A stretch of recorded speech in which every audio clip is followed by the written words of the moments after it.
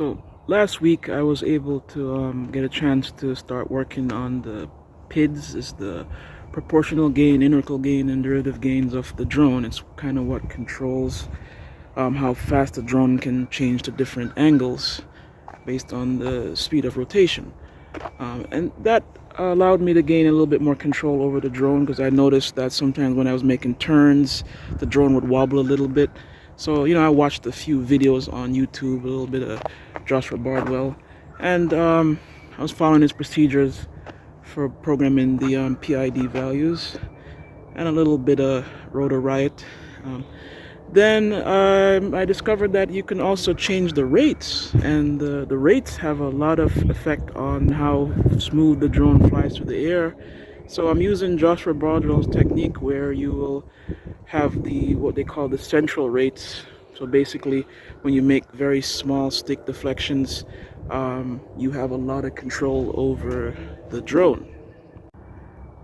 So if the rates are too high, then what happens is, if you make a small deflection in, like, say, the roll or the pitch, the drone can turn so quick that you cannot gain control back of the drone, and you can end up crashing.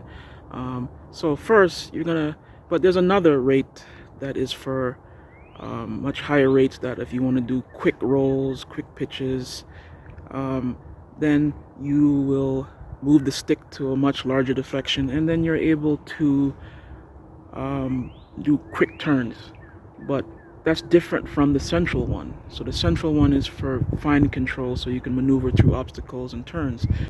In order to get the perfect rates, is to take the max rate, and you have to set that to pretty much 0, but Betaflight now only allows you to set it to 10, unless I guess you're in a pro mode.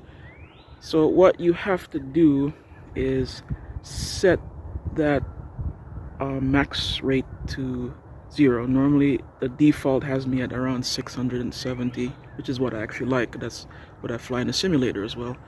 So what you have to do is now set that to 0, and then the central rate you adjust. So he's recommend. So normally my default was 70, so that's degrees per second.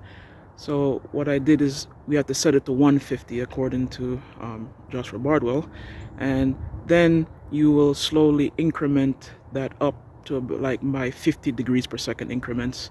So 150, 200, 250, and then 300, and it's not recommended to go over 300.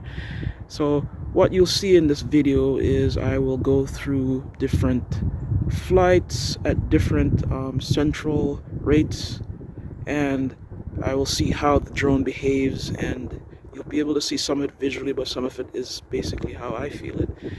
And then I will compare them and pick the rates that's the best, and then I will add back in my max rate, which is I'm probably going to do 670 or 700, and then I should have a drone that I have better control over, because I'll be able to stop quick, maneuver around obstacles with more precision, and that will just make me a better flyer.